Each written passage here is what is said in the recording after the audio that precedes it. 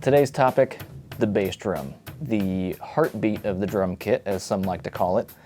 A good bass drum tone can often have a subtle yet still powerful impact on your overall presence as a drummer. Now, I know you found a billion other videos like this on YouTube when you search for this topic, but I'm sure that this is going to be helpful to somebody out there to hear this particular bass drum in this small basement studio with this gear in a variety of recording setups.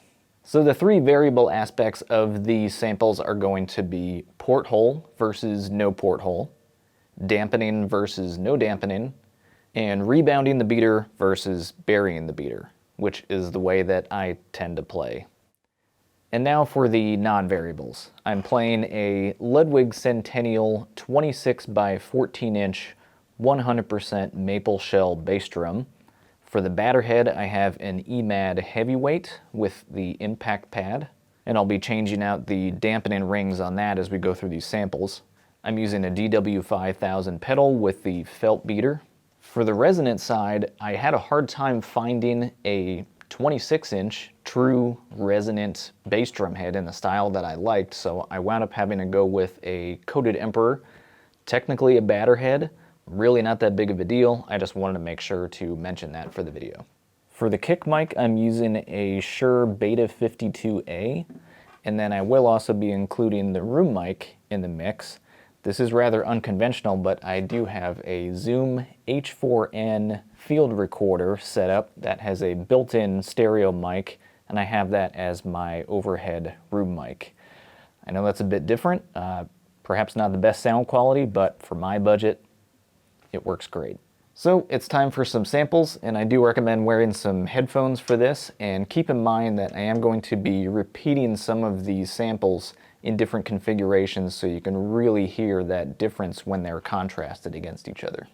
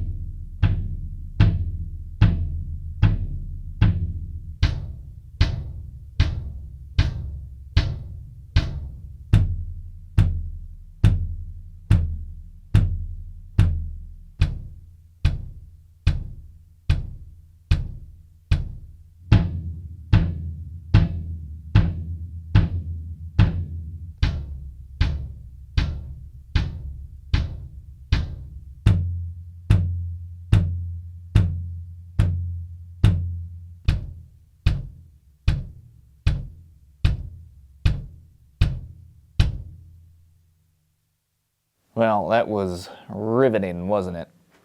I know, it's not supposed to be. Anyway, For those of you wondering my current setup, I do have the porthole cut out on the resonant head because that works best for the style of music I like to play. I can get the mic just inside the drum and get a lot of attack in the kick sound. On the batter head, I have the smaller of the two dampening rings that come with the EMAT head. And then I have the Kick Pro pillow inside pushed up against the resonant head because that just gives me the punchiest short tone, and that works really well, again, for a lot of the music I like to play.